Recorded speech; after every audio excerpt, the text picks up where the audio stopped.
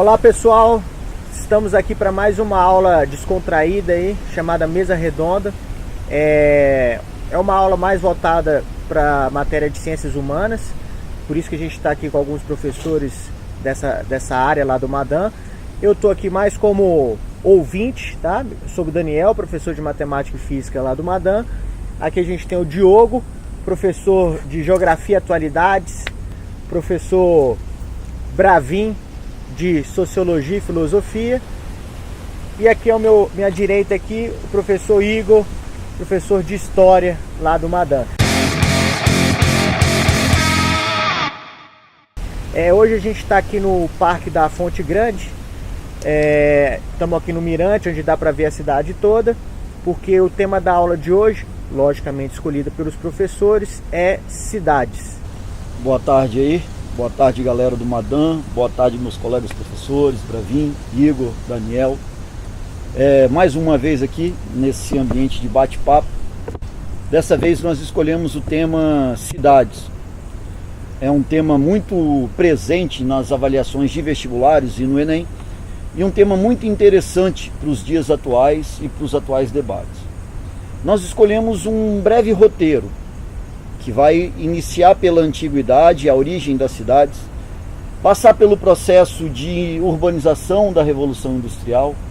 Vamos abordar também os principais conceitos ligados à cidade e urbe e os problemas e as questões das cidades brasileiras. Iniciaremos então com nossos colegas que podem mais atrás na história trazer para a gente um pouquinho do fenômeno urbano. Fiquem à vontade, a bola está com vocês dois aí. Fala aí, Braninho. Beleza, joia? Beleza, manda aí. Diga aí. Quando se trata do tema cidades, e aí a gente pode realmente retornar à história, e na passagem da pré-história para a antiguidade, num movimento chamado Revolução Neolítica, quando acontece então o processo de sedentarização do homem. E na medida então que acontece a fixação desses seres humanos em alguns locais estratégicos, como nas margens do rio Nilo, nas margens do Tigre e Eufrates, nas margens do rio Ganges, do rio Indo, ou ainda na China, das margens do Huanghe e do Yangtze-Kiang, então ali vão aparecendo... Mandou um chinês legal aí, cara. Se fosse eu falando, eu ia falar um mandarim, né? Mandava legítimo. Os rios coloridos, vermelho e amarelo. Para quem não conhece, é o rio amarelo e o rio azul. Para quem não sabe chinês, pode crer. O rio amarelo e o azul. E o rio azul. Então vão se formando ali agrupamentos humanos, e que, na medida que vão se avolumando e certas estruturas sociais vão se cristalizando, vão dando origem então às cidades. Eu posso trazer então o fenômeno da agricultura como um agente que possibilitou a sedentarização? Com certeza. Não só a agricultura, mas também a pecuária. Tem um livro, eu li recentemente, chamado Sapiens, uma breve história da humanidade, e ele vai dizer justamente isso, que a sedentarização proporcionada pela agricultura e a pecuária, ela traz certas vantagens, também traz uma série de problemas para os seres humanos. A sedentarização, ou seja, a possibilidade dos seres humanos fixarem-se num lugar, conseguir o alimento, obtendo então de forma satisfatória para necessidades, mas ao mesmo tempo que isso acontece, essas aglomerações, elas irão trazer uma série de problemas, que passa pela questão mais à frente do próprio transporte, da logística, do abastecimento, mas também da proliferação de doenças. Na medida que você aglomera pessoas no mesmo ponto, no mesmo lugar, fica muito mais fácil para a transmissão de doenças e sua proliferação. Outra coisinha legal de falar aí é o seguinte: quando a gente fala assim, a agricultura possibilitou que houvesse a sedentarização e a formação dessas sociedades e dessas cidades, né? Mas a ação do homem sobre o meio também foi importante para esse processo. Nesse período que o Bravin chamou de Revolução Neolítica, da passagem da pré-história para a história, da pré-história para a antiguidade, o homem ele passou a ser capaz de criar e desenvolver técnicas que transformassem ele em produtor, deixasse de ser predador e, nesse sentido, sedentarizar também. Não sei exatamente se é isto primeiro ou aquilo primeiro, mas a ordem dos fatores não altera o produto nesse sentido, né? Mas eu acho que há necessidade da técnica, né? Para que o processo da agricultura se constituísse. Eu acredito numa técnica prévia, né? Isso daí. O controle da parte hídrica, a capacidade de controlar a natureza foi importante para o processo. O pessoal fala que daí, né? quem veio primeiro o ovo ou a galinha, né? Mas acaba que os dois podem ter crescido de forma juntas, né? Uniforme, né? Assim, enquanto um ia desenvolvendo, o outro ia se desenvolvendo também. Exatamente. Eu só querendo fazer um questionamento assim, quanto é importante essa parte de o homem se fixar num ponto e a partir daí produzir seu próprio alimento por meio da agricultura, pecuária, como que isso também moldou a parte social, né? Como que a partir daí começaram a se dividir as tarefas e começou a dividir muito qual era o trabalho específico do homem, da mulher, né? Até mesmo se tratando de em termos de religiosos, como que várias sociedades focaram os seus deuses mirando na parte justamente de como melhorar a agricultura, o Deus Sol, Deus da Terra. Historicamente a gente acredita naquilo que a gente precisa, né? A gente precisa desenvolver a agricultura, se aquela atividade ela é importante para a nossa sobrevivência, então a gente se aproxima religiosamente daquilo que vai desenvolver a agricultura, o sol, a lua, né? O rio, a terra. Na antropologia, a gente chama isso de pensamento mágico. Numa situação onde dominar as forças da natureza eram impossibilitadas pelos seres humanos, então a transformação disso em entidades sobrenaturais e a criação de certos cultos, de certos rituais. Cria-se uma mitologia, né? Mitologia, para domesticar isso, para criar uma relação e explicar aquilo que o próprio ser humano era incapaz de explicar.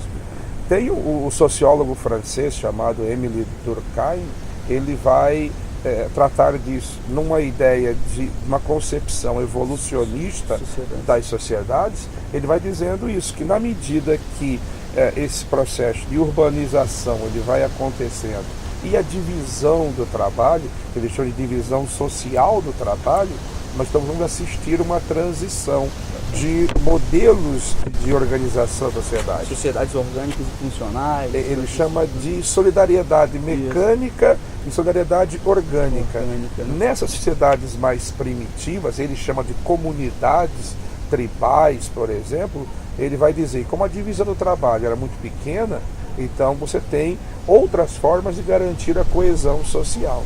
Nas sociedades mais modernas, mais evoluídas na visão dele, então você tem outras formas de garantir a coesão social. Numa solidariedade, numa sociedade onde predomina a solidariedade orgânica, a dependência que você tem dos indivíduos que realizam diferentes atividades, tarefas ou trabalhos é muito grande.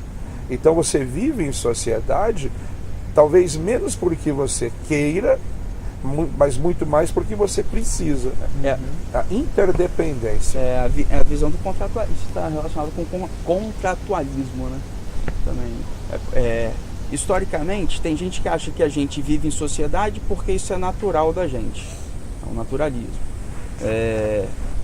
Para os contratualistas, a gente viveu em sociedade porque era natural? Ok, não tem problema. Mas a gente precisa de alguém para organizar isso. Talvez seja a mão do Estado, por exemplo, para organizar essa estrutura. Após a Revolução Neolítica, então era importante, com a sedentarização, com o desenvolvimento da agricultura, alguém para controlar a sociedade. E esse alguém pode ser o Estado, pode ser o faraó, pode ser o rei, né? E então a gente tem uma estruturação complexa, partindo lá do princípio que a gente está iniciando há 4.000 anos, pelo menos, antes de Cristo. Isso, né? Então é contemporâneo ao surgimento das cidades, essa hierarquização da sociedade, o surgimento dessas desigualdades sociais e econômicas, a estratificação da sociedade, e aí realmente a necessidade de um de uma organização ou conjunto de instituições, que aí chamaremos de Estado, para garantir uma certa ordem social. Quando você pega o senhor Marx e Engels, eles vão dizer que essas instituições, elas surgem justamente para garantir o controle ou uma ordem social que interessa a um certo conjunto de indivíduos dentro da sociedade, uma certa elite. E essa ordem estabelecida está de acordo com isso. Vocês trabalham com uma ciência muito grande. E eu tenho muito orgulho de estar ao lado de vocês. Mas eu vou dar um pulo no tempo. Existe um conceito atualmente chamado urbanização. A urbanização não é a urbanidade. A urbanização não é o espaço da cidade. A urbanização é um conceito em que as pessoas vivem mais na cidade do que no campo. Isso é urbanização. Cidade com investimento urbano é urbanismo. Pode crer. Urbanização é um fenômeno geográfico em que o espaço das cidades supera o espaço do campo. Na história, quando isso se marca? Já que nós temos, ao longo da história, o predomínio dos espaços rurais, em detrimento das cidades. Mas há um marco do momento onde a urbanização vai se dar. Então, na verdade, a gente pode pontuar isso em vários momentos distintos. Assim. Por exemplo, se a gente divide o desenvolvimento em antes de Revolução Industrial e depois de Revolução Industrial, legal. Então a gente tem um processo de urbanização, em que a população sai do campo e vai para a cidade, século XVIII, século XIX. No Brasil, isso em 1950 começa a acontecer de maneira mais que a nossa mais urbanização forte. é tardia. A nossa urbanização é muito tardia. Mas, por exemplo, a gente pode ir no final da Idade Média e da Idade Moderna, aqui na América tinha grandes centros urbanos, por exemplo. Né? Você acha que podia superar a população do campo? Essa é uma boa pergunta, né? É porque a economia essencialmente continuava sendo agrícola. Então, com a economia essencialmente agrícola, integração. Não é um processo de urbanização, mas havia uma integração entre campo e cidade, né? Onde eu cultivo e onde eu negocio. Existe essa estrutura. Se a gente for à Grécia Antiga, se a gente for à Roma Antiga, que são duas sociedades que são mais ou menos concomitantes, existe um espaço urbano organizado, delimitado, importante para funcionar os serviços públicos, onde a população coexiste, onde ela convive, onde ela vai participar dos espetáculos públicos, participar dos jogos, assistir a peças de teatro, etc. Então a gente pode fazer essa divisão entre antes e depois da Revolução Industrial e criar vários pontos eu acho importante de estudos, certo? Essa chegada na Revolução. Achei interessante isso que o Diogo falou. Eu não sabia disso aí não. Então quer dizer que... Mas os nossos alunos lá do Madan sabem. Pois achei porque... E vão saber muito mais a partir de agora. Eu acho interessante porque eu aprendo muito estando aqui. Inclusive até falei que se vocês quiserem eu nem precisava estar aqui. Então para de falar, vamos continuar. É porque eu fiquei um pouco... Na verdade eu entendi, mas eu queria mais frisar mesmo, porque como eu faço o Enem todo ano, e os alunos sabem assim, então isso é importante. Então quer dizer que o processo, a palavra urbanização é o fenômeno da mudança de eixo, digamos assim. Isso, as cidades crescem. Exato. Agora, se chama crescimento urbano. Toda cidade cresce, ou a maior parte das cidades do mundo cresce, poucas estão decrescendo. Mas isso é crescimento urbano. Urbanização é um fenômeno fechado, onde a cidade apresenta um número superior no espaço do que o espaço rural. Por exemplo, no Brasil. A gente pode dizer que esse processo de urbanização, ele teve uma diferença, talvez, da Revolução Industrial para cá, aumentou, de um lugar para o outro. Mas ele existe desde sempre. Desde sempre você tem pessoas indo morar... Só que você não tem urbanização, enquanto o espaço urbano não é mais maior. Então, você só tem urbanização... Quando o espaço urbano passa a ser... Exato. Então, por exemplo, quando os espanhóis chegaram aqui por volta de 1500... Os caras olharam lá para hoje Cidade do México e falaram assim, caramba, que cidade grande, né? Parece as praças de Cádiz aqui. Cádiz era a maior cidade da Espanha. Então aqui também havia um processo de urbanidade, mas não havia um processo de urbanização. Havia Isso. urbanidade, mas não havia Isso, urbanização. então, isso é muito comum nas questões, o cara pegar o Misturar aluno, isso, misturar. Então, cuidado, as cidades crescem, isso é crescimento urbano. Urbanização é um fenômeno, por isso, mas depois da era cristã até 16 séculos na frente, foi o tempo que a população do planeta levou para dobrar a primeira vez. Sai de 250 milhões e para 500 milhões do planeta. Mas depois, na entrada da Revolução Industrial, em 2 séculos ela dobrou. Exponencial, né? E o que trouxe Thomas Malthus, na teoria malthusiana, em sua primeira, um ensaio da pobreza. Ensaio da pobreza. O ensaio da pobreza dele. Que ele traz o seguinte: matematicamente, você pode participar agora, Daniel, a população cresce em progressão geométrica. E o alimento? Progressão aritmética. Exato. Por quê? Porque ele não entendia que não era a naturalidade das pessoas que nasciam, era o deslocamento dos êxodos. Então as cidades passaram pela primeira vez, aglomerar de um formato inchado não esperado. Muito maior do que o espaço agrário, que parou de produzir em detrimento da indústria, complementando a nossa aula passada. E pode dizer também que mudou um pouco o eixo também na questão financeira, né? Porque até a Idade Média considerava a terra como riqueza, né? Quem tivesse terra. Terra era mais poder do que riqueza. Eu acho que a noção... Mas por isso que a gente vem para a subordinação do campo à cidade, a partir daí. Hoje em dia, o campo fica subordinado à cidade. As pessoas concentradas, a terra perde o valor, né? Hoje em dia hoje é e capital, se torna refém da cidade. Exatamente. O campo é refém da cidade. Então ele está subordinado à cidade. Essa relação foi montada após a Revolução. Pós-Revolução Industrial. Até o século XVIII, a Europa era basicamente rural. Aí, com a Revolução Industrial, com toda essa transformação tecnológica que acontece, a extensão do uso das máquinas antes do espaço urbano para o campo, o que causa o êxodo rural acelerado e esse crescimento, então, acelerado das cidades e essa superação, então, da população urbana com relação à população rural. E aí, obviamente, uma série de problemas ou de questões urbanas passam a ser levantadas. Quando você olha para essas cidades que vão aparecendo, e de alguma forma também, em alguns casos, extensões, ampliação dessas cidades que aparecem na Idade Média, um dos problemas de imediato que a Europa vai viver nos séculos XVIII e XIX é a necessidade de uma remodelação do espaço urbano.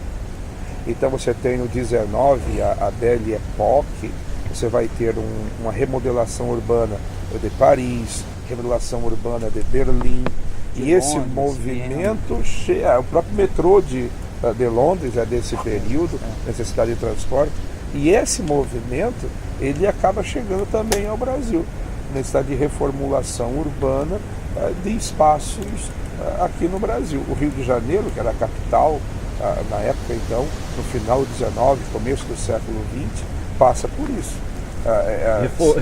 Revoluções sanitárias, né? Sistema de processo de urbanidade, né? De urbanidade não, de urbanismo. De urbanismo. Urbanidade é o trato entre as pessoas. Temos que reorganizar a cidade. A gente tem que criar meio digno de sobreviver na cidade, né? Então vai ter que ter rua, calçamento da rua, várias tem que ter populações avenida. Foram extintas, não só extintas, mas sofreram muito por causa disso. Se a gente pegar parte de doenças, né? O Diogo já até tinha comentado sobre isso, né? Pelo fato das pessoas estarem concentradas, isso aí dizimou uma parcela final do século XIX, grande cidade, coleta de esgoto, era com negros escravos, né? Os tigres, né? O Darwin, negro tigrado. O Darwin ele descreve isso. Ele foi a Salvador, chegou lá, viu as pessoas carregando urina pela rua, né? Os negros carregando urina. Vazando o ácido úrico, né? Queimando ele. Cara. Que coisa é essa, né? Isso existe ainda? Século XIX. No Rio de Janeiro, no início do século XX, tinha peste negra no Rio de Janeiro. Sim. As pessoas morriam de peste bubônica no Rio de Janeiro, no século XX. Febre porque amarela. não havia nenhuma proposta. Vai haver a partir daí uma proposta de políticas públicas de urbanismo, né? De estruturação da cidade. Então a gente tem que limpar a cidade, a gente tem que criar condições da cidade viver, sobreviver, se reorganizar, né? com avenidas largas, com calçamento, com iluminação, com saneamento básico. Eu acho, e com vacinação, por exemplo. Mas isso também, acho que também nem é muito culpa da cidade, mas assim, acho que o fato da parte da biologia e desenvolvendo também foi vendo que o pessoal tinha necessidade de criar esses outros. Ah, sim. Né? Às vezes também, lá você pegar, por exemplo, febre, a peste bubônica, que é um exemplo da Idade Média, mas a gente no século XIX agora teve a gripe espanhola. Gripe espanhola, né? Que é H1N1, que é essa. É a mesma? Influenza, é a mesma. Né, mas matou uma porrada de gente na Europa lá no contexto lá da Primeira Guerra Mundial. Pensar que na China você tem cidades com, sei lá, 1 bilhão e 200. Eu acho que esse ponto aí, o que o Daniel traz, os valores, número, tamanho de cidade. Isso é uma coisa também muito polêmica. Primeira coisa que a gente tem que separar é o que é cidade. Cidade é todo aquele lugar que não é rural. Então, cidade é a unidade urbanizada, aglomerações residenciais, isso é cidade. Qual é a grande dificuldade de, quando você faz uma pergunta, qual é a cidade mais populosa do mundo? A cidade mais populosa do mundo é Tóquio, mas com mais de 28 milhões de habitantes. Tóquio é a cidade mais populosa do mundo. Agora, a cidade é essa aglomeração urbana.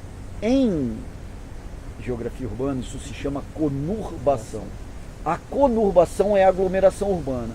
Agora, as unidades políticas, elas são independentes. Por isso que quando você fala, o Rio de Janeiro é a maior cidade, São Paulo é a maior cidade, aí você tem que analisar o espaço urbano, não a unidade política, que é o município. Então, pode crer. Então, vou te fazer uma pergunta. Então, quando o cara faz essa pergunta, ele fala assim, a grande Rio, a grande São Paulo, a grande Vitória, a grande Salvador. Então o cara ele não está falando de uma cidade que tem gente pra caramba, ele está falando da aglomeração. Né? Mas cuidado, essa aglomeração não pode ser a grande São Paulo, porque não pode ser região metropolitana. Então, a região metropolitana não é a cidade. Não é a cidade. A região metropolitana. Região metropolitana é um conjunto de municípios com infraestrutura em comum. Por exemplo, eu tenho aqui, Serra. É plenamente município urbano? Não. Tem área rural? Talvez tenha área rural a rodo, né? Tem, exato. Então, quem é a Serra? É um município. Mas tem cidade? Tem. É conectada à cidade de Vitória, a partir do banco? Sim. Então, Vitória não é uma cidade de 300 mil habitantes. É uma cidade de 2 milhões de habitantes. Porque você é de Vila Velha, está aqui comigo agora, Bravinha de Cariacica, está comigo agora. As nossas relações urbanas se dão todas nesse eixo. Então isso quem é? A cidade de Vitória. A cidade de Vitória é o espaço conurbado. Agora, Grande Vitória, seu conceito de região metropolitana. Municípios com infraestrutura em comum. Eu pego um ônibus lá em Nova Almeida e termino em Campo Grande, passando por unidades políticas autônomas, que é a menor do Brasil, da federação, que é o município, a menor que pode existir. Então a gente não pode confundir. Por exemplo, Tóquio não é um município, ele é uma província, ele é um tipo de estado. Tóquio é um estado, mas a população cresceu concentrada tanto nessa faixa litorânea que ele virou uma unidade de cidade, mas não é um município. Então ela não é uma unidade política municipal. Tóquio é um estado, mas a cidade é aglomerada. O Rio de Janeiro, qual é o conceito de megacidade? Megacidade é toda cidade com mais de 10 milhões de habitantes. O município do Rio de Janeiro tem 7. Por aí, assim. Só que São Gonçalo, os seus arredores passam de 10. Então o Rio de Janeiro é uma mega cidade? Sim, apesar do município do Rio não ser. Essa diferença aí eu não sabia. É porque na verdade é legal, município e cidade.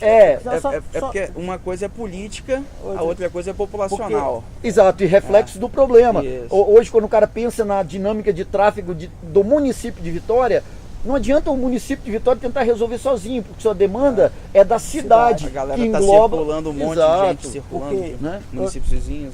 Só botando um parênteses aqui, eu lembro que quando eu era mais novo e interior de Minas, eu via muita gente que morava no interior. Criança pequena lá em Barbacena. E o pessoal falava assim, hoje eu tenho que ir para a cidade. Exato. E isso eu ficava assim na minha cabeça, mas a gente mora na mesma cidade. Mas o conceito de cidade para eles, e e agora eu vejo que isso faz total sentido, faz né? sentido. Quando ele queria dizer isso, é a Onde mesma ele- coisa que a onde gente ele dizer com- hoje, assim, hoje eu preciso ir no centro. Exato. Onde ele trabalha. Não, muita gente onde de ele Vitória estuda, fala ainda. Eu isso. tenho amigos que falam assim, Sim. cara, tem que ir lá na cidade Cidade. hoje. Você tá onde? Tá na roça?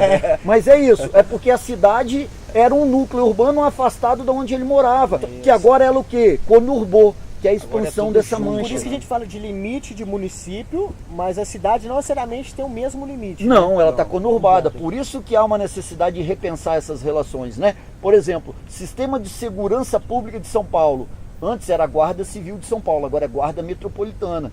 Porque senão ele tem que Juntos. parar na circunscrição Sim. de autoridade do município, que é o limite, e aí ele perde a ação, porque o espaço urbano não acabou. Vitória e Vila Velha acontece isso ainda hoje, né? Assim, Sim. você vê a questão As da guardas, balsa, a questão. Isso. Eles têm sempre que estar sentados e. São resolvendo politicamente independentes Isso. e autônomos. Então precisa de ter um conselho para resolver, através de ferramenta do Estado, que é o caso da CETURB no quesito transporte público. Então precisa dessa interação. Então a gente tem que separar. Município é uma coisa, cidade é outra coisa, região metropolitana é outra coisa. Quem é Vitória? É a metrópole. Quem é metrópole? É a cidade-mãe, sede principal, que promove a região metropolitana. Vitória, então, é uma metrópole da região metropolitana, que vai de Guarapari a Fundão. Agora, a cidade vai de Guarapari a Fundão? Não. Ela é um núcleo. Eu costumo dizer o seguinte, como enxergar certinho a cidade? À noite, de avião, você vê a mancha toda acesa. Você enxerga a conurbação. Você sabe onde há o espaço contínuo devido à iluminação. Então, são conceitos que necessariamente temos que separar. A mesma São coisa coisas serve pra distintas. a cidade do Rio de Janeiro, a região metropolitana do Rio de Janeiro, São Paulo, região metropolitana de São Paulo, Região Belo metropolitana Horizonte, região- é uma questão que foi desenvolvida a partir de 2001 com o Estatuto da Cidade, na percepção da expansão das conurbações e dos problemas, a necessidade de integração dos municípios. Região metropolitana não é autoridade autônoma. No Brasil, nós somos uma união indissolúvel de estados e municípios. Estados e municípios. Essas são unidades autônomas. Então, o problema é que as conurbações, os inchaços urbanos, essas aglomerações se tornaram tão grandes que a relação de problema e solução precisa da integração. Até algumas cidades devem sofrer com isso, né? Porque, por exemplo, às vezes num grande centro está a maioria dos empregos, mas a população mais carente às vezes tem que morar nos entornos, que Na não necessariamente periferia. é o mesmo município. E acaba Exato. que os municípios entornos acabam sofrendo com um problema que não foram eles que acabaram gerando, né? Então, isso gerou uma atração, uma função econômica de um núcleo. Isso aconteceu em Macaé, no Rio de Janeiro. Macaé era uma pequena cidade do norte do Rio de Janeiro.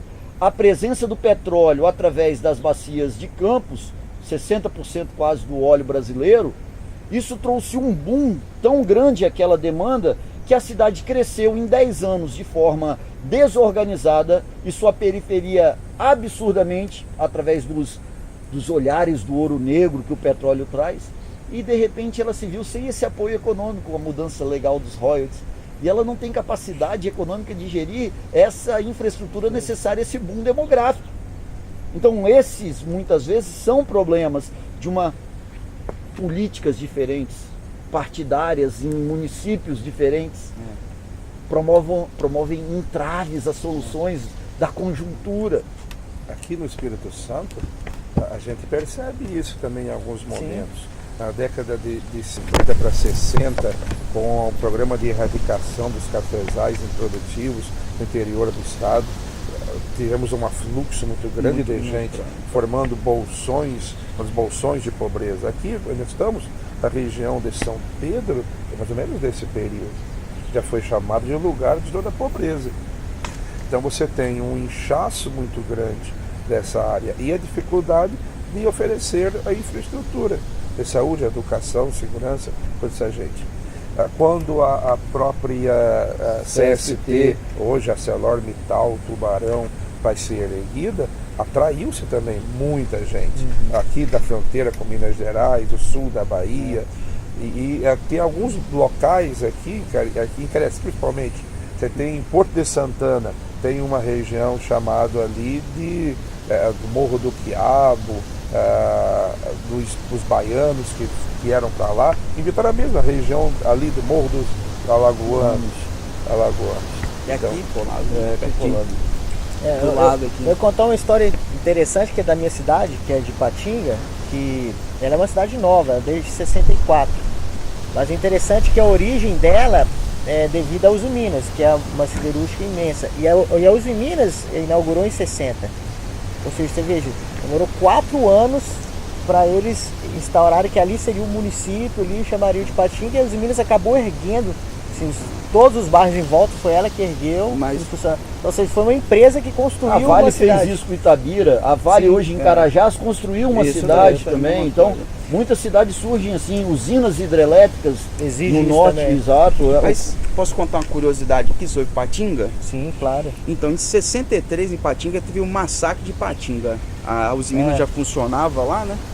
E havia um movimento sindical muito forte lá, um movimento operário muito forte lá, porque havia indústria e isso é histórico, né? Onde a indústria é um movimento sindical relativamente forte.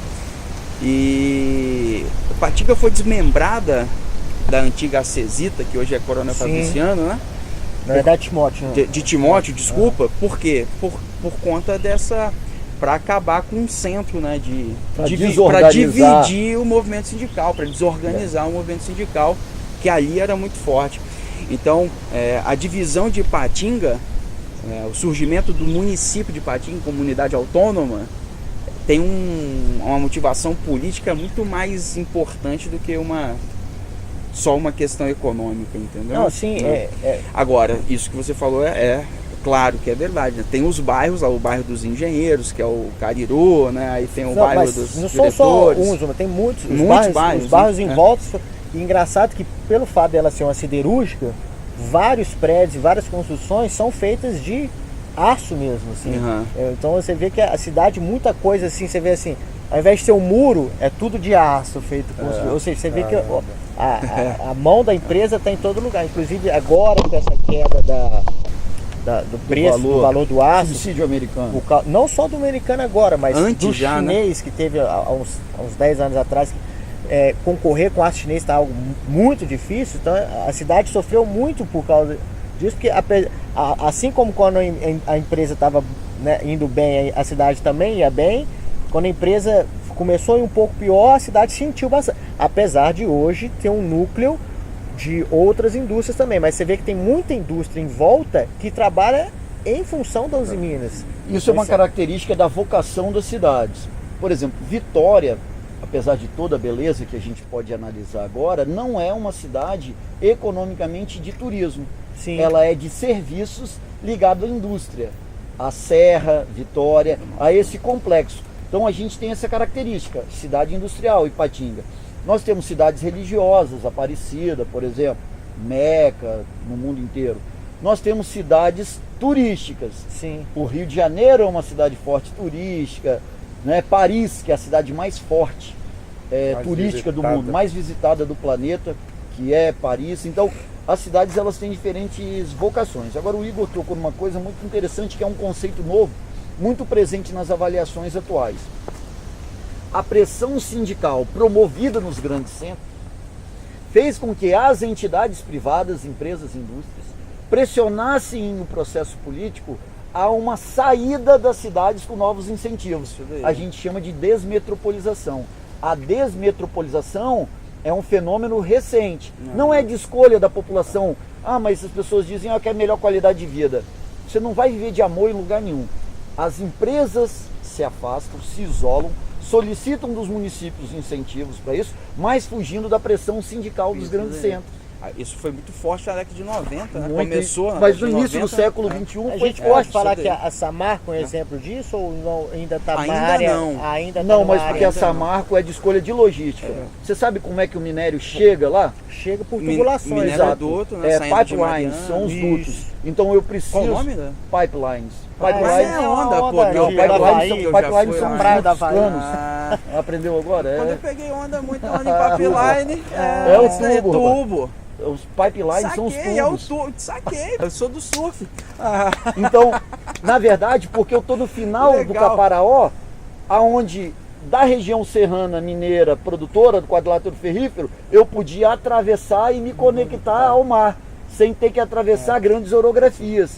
né? Por isso que passa lá em Dores do Rio Preto, Guaçuí, o duto passa lá no interior do estado, por Você lá. vê como que sofreu a população de Guarapari depois desse problema todo aí? Anchieta Ah, mais, é, então, Anchieta muito mas mais, né? esse tipo de fragilidade é uma coisa que a gente precisa analisar. Sim. Será que muitas vezes construir uma cidade suscetível a esses fenômenos o que é correto? É perigoso. É né? muito perigoso. Você vira refém de uma Sim. instituição. Então, há uma necessidade de um planejamento governamental mais forte para que não tenhamos esse tipo de problema, que depois sobrecarregará o próprio Estado. E outra coisa, Sustentabilidade. a gente falou que você falou de uma época que teve política de erradicação dos cafezais. Né? Os cafezais do Espírito Santo estavam doentes no final da década de 50, né? Passado tiveram uma praga, foram atacados por uma praga, e o governo do Espírito Santo e o governo federal resolveram o seguinte: vamos erradicar o café, e aí ao mesmo tempo a gente faz uma política de industrialização do Espírito Santo, que são os grandes projetos industriais. Então, a Samarco não veio para o Espírito Santo, por exemplo, para Anchieta, porque lá era mais afastado, não. Ela foi para a cidade de Anchieta por conta da questão logística e dentro de um processo de política pública mesmo. Siderbrás. Que aí foram montadas as siderúrgicas aqui no Espírito Santo e a celulose, por exemplo, lá no município de Aracruz. E é lá em Aracruz, por quê? Porque tem uma logística viável para fazer o escoamento da produção também. Vitória é um ponto importantíssimo. Está em Então, processo de fusão, né? a Suzano e a Fibria vão montar a maior empresa celulose do mundo. Né? E havia a possibilidade de fomento do eucalipto numa área produtiva, né? Que é praticamente um mar verde que segue deserto Patinga também, né? Senibra, Senibra, o pessoal fala mais que é mais perto de Valadares, mas é aquela cidade Espiriquito ali que é mais... Mas você vê que você vai na estrada assim, é só eucalipto. Vamos crescer um pouquinho na hierarquia. Então, olha só, eu tenho as cidades, no Brasil, elas se organizam em municípios conurbados que formam regiões metropolitanas. Isso é uma discussão muito grande nos teóricos que analisam o processo urbano, se no Brasil existe ou não a megalópole, que é a fusão de duas regiões metropolitanas. Através do eixo Dutra e das logísticas urbanas que se crescem no caminho, muitos especialistas acreditam que Rio e São Paulo já se configuraram numa megalópole. Alguns teóricos não, mas algumas questões do Enem já trouxeram como sim. Então, aí depende da análise de texto que é colocado. Exato, lá que é colocado, tem que estar atento. Uma questão, mas megalópolis famosas, como Boswash, Chipit, Pittsburgh, Chicago, San Diego, São Francisco, Tokaido, Tóquio, Osaka, toda aquela região japonesa, Reno na Alemanha. Então, são grandes complexos de infraestrutura interligadas urbanas. Esse conceito é megalópole. No último ano agora, no Enem, ele trouxe um conceito que é importante, o que são cidades globais.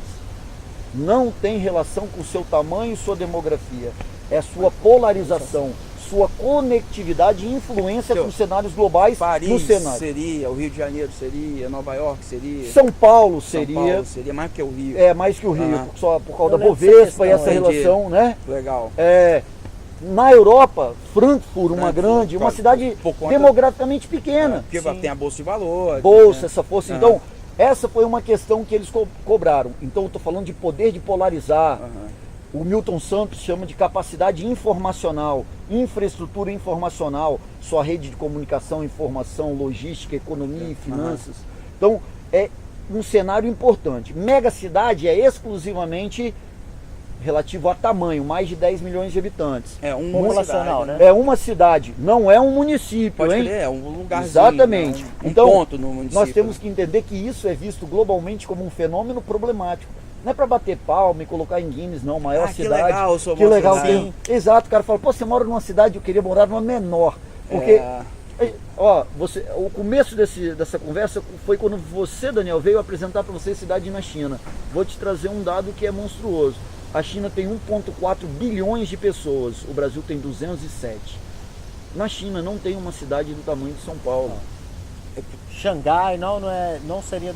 São Paulo ainda é uma cidade maior do que a chinesa. Como nós somos desorganizados e centralizados. não é possível uma cidade de 20 milhões de habitantes num país de 200. Na China, a população é urbana 10% já da supera população, a né? rural? Quase cravado, 50-50. Na Índia ainda não, a Índia não é urbanizada, mas sofre diariamente crescimento urbano.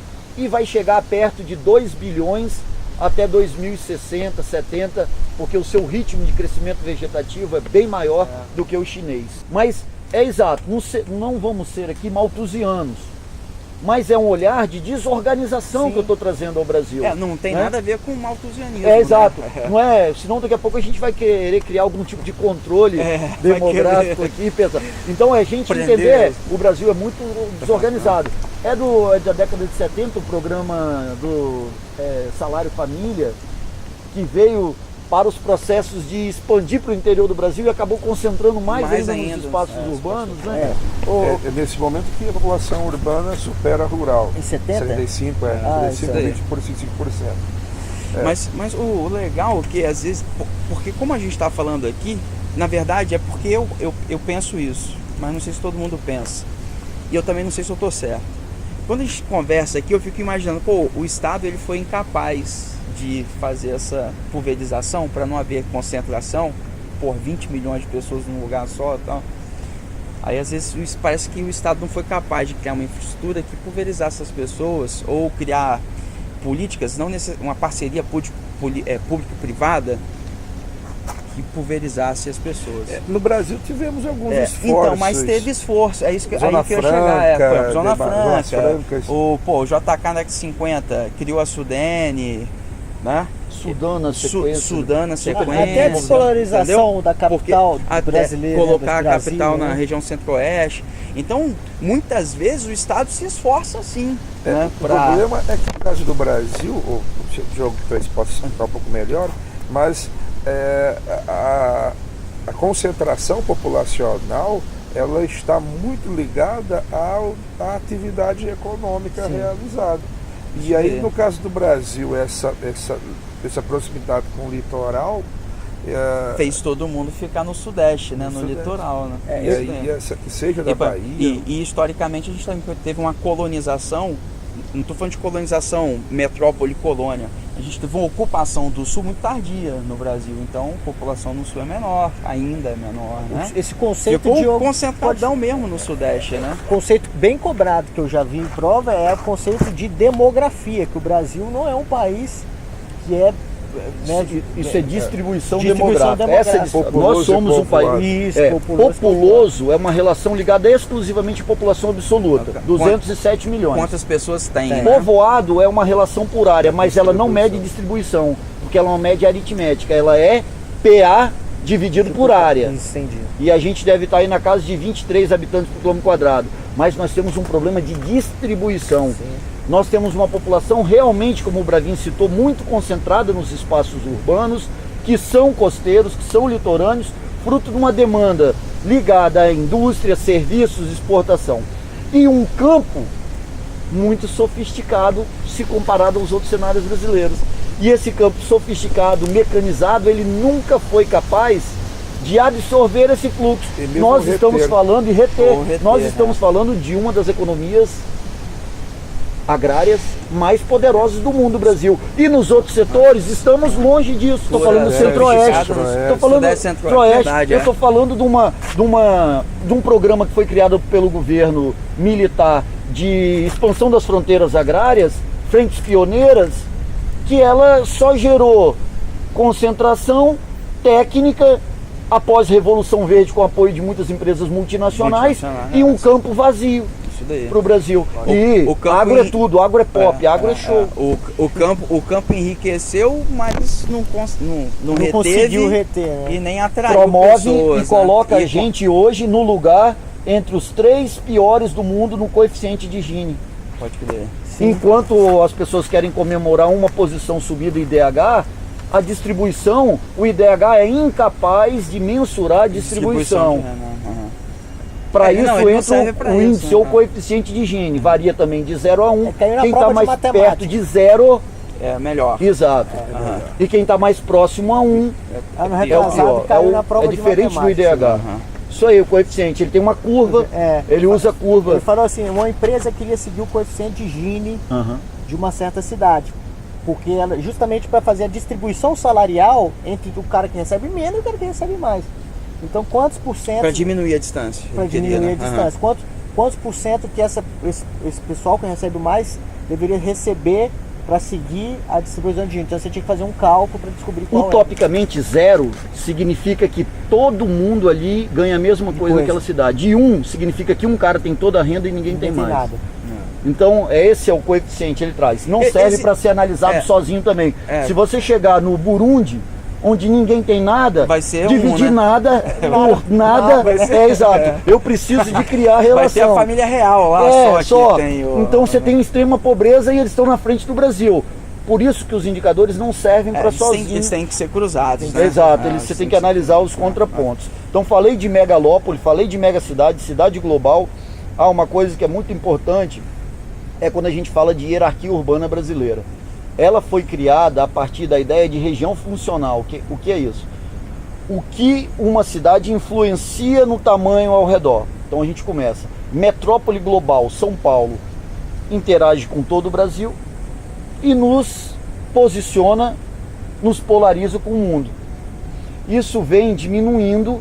Por exemplo, Vitória é um centro regional. A gente influencia todo o estado, vamos falar por questão de infraestrutura, aeroporto. Todo mundo vem a Vitória para voar, não é isso? Mas também um cara do sul da Bahia também vem, do leste de Minas Gerais também vem para cá, não é isso? Aqui é um centro regional, mas a gente não pode entrar em áreas de cidade maior. Nós já vamos tocar na influência de BH, que já é maior do Rio aqui colado, por isso que o Igor torce por Vasco. Porque está muito perto da influência. Não só por isso. Ou seja, a região funcional Rio é maior, porque ela é uma metrópole nacional e engloba Vitória. E Vitória tem os seus traços, o nome dessa região é região funcional, é o que ela influencia. Então assim, nós criamos uma rede de interação e de hierarquia, né?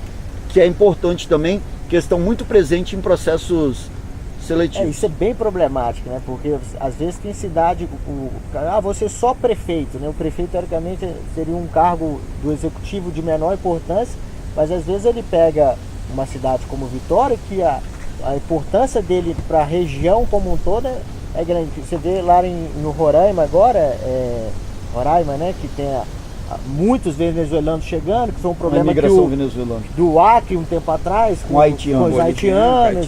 Então assim, você vê que acaba que chega na mão de um prefeito assim, um problema que ele talvez não esteja preparado para lidar, que é diferente de São Paulo, né? O São Paulo, ele já lida com essas questões há muito mais tempo, né? Exatamente, por isso na hierarquia essa cidade tem uma outra posição. Então é criada uma hierarquia. Tem um estudo da Unicamp que criou 111, escolheu 111 municípios. São 111 municípios no Brasil, 2%.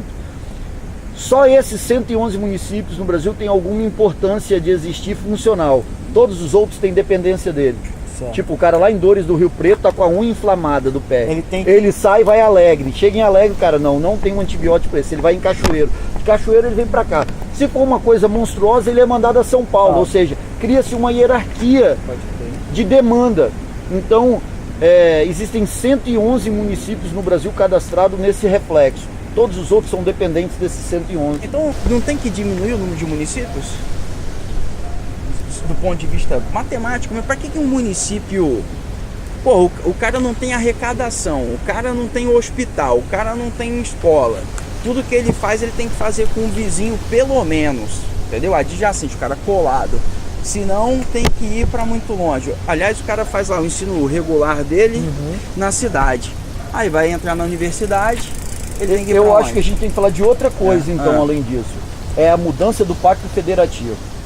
A estrutura do nosso Pacto Federativo, ela está completamente desorganizada. Primeiro porque os municípios passaram a herdar responsabilidades do qual eles não suportam em sua tributação própria. É verdade. Por exemplo, tem uma estadualização e municipalização do ensino, né? Do trânsito, do transporte. E a arrecadação principal é da União. E aí o prefeito vai com o Pires na mão, eu estou precisando... Então essa relação de dependência do Pacto Federativo está desconstruída, Igor. E tem um agravante. Você tocou rapidinho nisso no momento aí da conversa, que é o seguinte: os nossos políticos, eles não são republicanos. Então, se há uma divergência partidária, está desconstruído o coletivo do povo. O custo coletivo é altíssimo, né? Teoria dos jogos, teoria da escolha racional. O cara não quer perder nem um pouco, entendeu? Aí o custo coletivo é altíssimo. Por isso que há necessidade de uma reforma constitucional nos artigos que constrói a União Indissolúvel, o Pacto Federativo, a Federação Brasileira. Então os municípios são 5.500 municípios. Minas é o que mais tem. 862. Nós temos 78 no Espírito Santo, não é isso, Bravinho? Sim. 78. Então, essa quantidade de município, ela acabou virando curral eleitoral. Sim. Com um custo operacional muito alto, com vereança e executivo, sem uma prática de ação e dotação orçamentária própria. Então vira esse custo pesado. Mas há necessidade da criação das regionalizações, de espaços com características próprias. Não é abandonar um determinado lugar ainda mais, mas não é o sistema operacional do Pacto Federativo. Tem uma política de agregação, né? Exato, muito ruim. Então lembrando, isso a gente não está falando de cidade, a gente está falando de município. Por isso que é o seguinte: para o Brasil, através da autarquia IBGE, cidade, sede dos municípios e suas ramificações, vilas, tudo isso é cidade. Por isso nós temos um indicador no Brasil de mais de 90% das pessoas viverem nas cidades. Porque o cara que mora lá em Ipatinga, pra gente aqui, capixaba, a gente fala que o cara é da roça, né? Isso. Porque ele é do interior. Cara, talvez o cara mora numa cidade maior do que a sua. Mas porque é uma visão distorcida do cenário. Muitos países têm determinações diferentes para uma cidade. Portugal, cidade é uma hierarquia já. Menor que cidade, vila. Então, alguns países criam determinadas regulamentações para ser considerado uma cidade. Mas para o Brasil hoje o IBGE considera isso: as sedes do município e seus prolongamentos. O centro político muitas vezes é confundido com o centro econômico. Isso gera alguns problemas, tipo, você perguntar no exterior, o pessoal acha que São Paulo é a capital do Brasil, algumas pessoas. Porque às vezes confundem. Rio, agora, Rio também, ou então às vezes Nova York é capital dos Estados Unidos. Então, Buenos Aires é exagero. Não é exagero. Ninguém nunca te perguntou isso não, pô. Mas embora podia ser. Eu tô falando, tem pesquisa que mostra. Assim como acho que o Espírito Santo é Nordeste, né? Muita gente de São Paulo ainda pensa que só Sudeste é Minas, Rio. Bravinho, quando veio do sul pra cá, que é do Paraná, famoso pé vermelho por causa do solo terra roxa, que tem lá, terra roxa, eles falavam assim: pô, você tá no Nordeste, tá na Paraíba. Não, tô no Espírito Santo, mas não é a mesma coisa. Não é a mesma coisa, né? É pertinho. Já me perguntaram o seguinte: eu trabalhei na Bahia, no interior da Bahia, 5 anos, né? E me perguntavam direto se Vitória era Vitória da Conquista, pô. Sim. Já me perguntaram algumas vezes já. Falei, não, pô, Vitória é no Espírito Santo. Certo. E Vitória da Conquista é aqui na Bahia. Mas eu não carrego nenhum tipo de trauma, nem complexo por isso, eu acho maneiro, eu acho que promove menor expansão desorganizada. Nós já temos muitos problemas aqui, né? Isso daí. Então a ideia era essa: trabalhar um pouco os conceitos, né? E tem uma coisa que é sempre muito forte, que são os problemas urbanos, né? Cada vez a gente vive mais fruto desses inchaços e desorganizações. Normalmente, cidades em países desenvolvidos, primeiro, pela capacidade de aplicação de verba, somado a um processo educativo, eles tendem a ter menor quantidade de conflitos urbanos.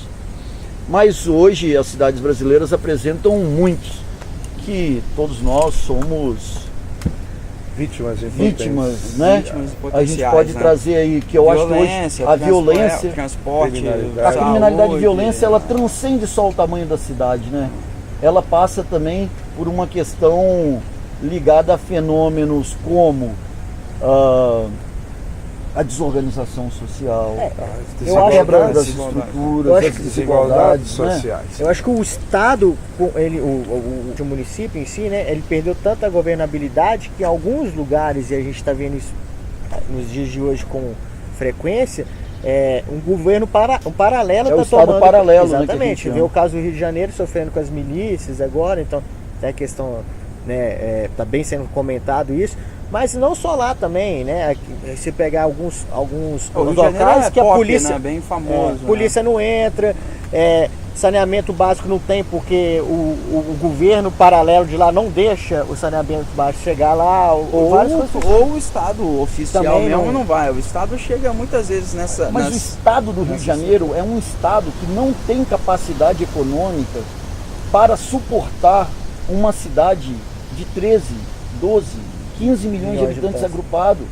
Ou seja, ele é uma desproporcionalidade, ele é uma aberração urbana. É uma cidade grande demais para o Estado. É um núcleo para um Estado. São Paulo é muito grande. Só que São Paulo, o Estado de São Paulo, tem capacidade econômica de dar demanda àquele núcleo. O Rio de Janeiro não, é uma cidade artificial que foi criada pelo futebol. Ela foi criada pelas novelas, turismo, ela foi criada pelo glamour, né? Pela vinda da família real portuguesa. Exato, então ela foi criada por uma atração de glamour. Aquele cara que toma um suco de laranja na novela e deixa pela metade e sai. Cara, se eu paguei, eu tomo ele até o final. Então, ela criou um glamour no Brasil. A cidade maravilhosa. Quantas novelas começam a cena de helicóptero, né? E Rio de Janeiro, música, bonitidade, a Urca e outra coisa. A parte da favela é coberta por Photoshop e por uma floresta. Então é só prédio e floresta. É uma dicotomia bonita. Então isso gerou grande atração e ainda gera da ida ao Rio de Janeiro, né? Cidade de Deus é um filme que mostra isso no seu trato inicial. A formação, a própria Cidade de Deus foi uma cidade, um bairro, né, colocado atrás do maciço central para os trabalhadores e operários ficarem escondidos no cartão postal. Ela foi colocada atrás do maciço, ela fica escondida atrás do maciço. É bem longe, né, na Zona Oeste. Né? Exato, ela é bem longe, está por trás das paisagens principais, né? Então, essa construção vai criar em cada cidade uma capacidade de análise, por sua diferente motivação. Então, falar dos problemas nunca é fácil, porque as receitas, né, a gente percebe muitos políticos nunca estão prontas. Nunca estão prontos. Os políticos nossos, por exemplo, de gestão, eles viajam num turismo, vão para uma cidade, olham um negócio, ele quer aplicar. Ele quer trazer a particularidade. Precisa de transplantar a palavra. E não dá para transplantar. E dá rejeição, Eximar, dá rejeição. Lógico que sim. Então, essas ideias, elas têm que ser construídas com a sociedade, convencimento da sociedade. Toda ideia, a força, ela vai trazer resistência e no final aquela ideia que era boa foi desconstruída. E te digo mais, lá no Rio de Janeiro, no caso da cidade do Rio de Janeiro mesmo, o Estado lá, o governo lá, ele reforça esse glamour, né? Teve Olimpíadas e Copa do Mundo, certo? Década esportiva. Aí o que fizeram lá com a cidade do Rio de Janeiro? Não, agora a gente vai fazer uma nova reforma urbana do Rio de Janeiro, tal. Nós vamos trazer mais gente para ficar aqui. Nós vamos estruturar para o cara ficar aqui. É uma merda, né? No caso porque as obras foram mal feitas, porque ficou inchado. A demanda é muito grande para a capacidade oficial cuidar dessa demanda. E da economia. Então no Rio quase tudo é informalidade. É informal, Qual é a marca do Rio de Copacabana? É você sentar na praia e o cara vir com um biscoito Globo e um chá. Isso daí. Ou seja, a marca da tradição do Rio é da informalidade, né? Por quê? Porque o Estado constituído e seu aparato não é capaz de suportar aquela demanda. E mesmo quando, olha que é meio paradoxal a situação. Mesmo quando o Estado ele consegue subir as áreas de comunidade, periferia, ou de morro, Rio de Janeiro, e se instala garantindo a segurança, acaba gerando um processo de expulsão dos moradores. Ele chama-se de gentrização, de grande valorização daquele espaço que o mais pobre não consegue ficar bancar. Lá, né? É uma expulsão branca, né? Tem um monte de artistas que compraram terrenos, situações no Vidigal para construir uma mansãozinha voltada lá para a Bahia. Eu acho que os problemas urbanos são muitos. Se a gente for bater em todos os problemas urbanos, nós teremos que fazer um novo programa. Então não, vamos parando por aqui para programar o próximo. Exato. Vamos fazer o roteiro lá agora. Exato, porque daqui a pouco a gente perde essa bela luz desse belo dia e essa bela companhia. Dá um recado final aí, Daniel. Para encerrar, pessoal, acho que a aula de hoje foi bem proveitosa. Na verdade, a gente chama nem isso de aula, né? O bate-papo. A gente vai fazer mais esse ano. Ano passado a gente acabou fazendo um, que já foi no final do ano. Mas a gente espera fazer alguns temas esse ano, até o Enem, para que você possa aprender de uma forma um pouco mais descontraída e ver como que a gente, como professor, não está só ali falando, mas a gente está conversando e trocando ideias e fazendo com que você possa absorver melhor o conteúdo aí. A gente fica assim. Se vocês quiserem dar um recado final, entra lá no madam.com.br, lá madamcurso.com.br, veja o nosso vídeo, dá um like. Agora a gente gosta de like também, porra, entendeu? A gente tá lá no YouTube, lá, né? Matrícula dos nossos cursos. Beijo pra vocês. Vamos passar no Enem aí, passar em qualquer lugar que você quiser. Tá, mas não só pensando, acho que essa aula, a gente discute muito coisa de prova, mas acho que foi bem interessante discutir como um todo, né? Trocar ideia, foi legal bem, caramba, eu me sinto privilegiado de estar aqui do lado de vocês aqui, só o cara fera nessa área aí. A gente também é privilegiado de estar do seu lado. Valeu, galera. A gente se vê lá no YouTube. Beijo. Até mais. Valeu! Até mais, gente. Um abraço.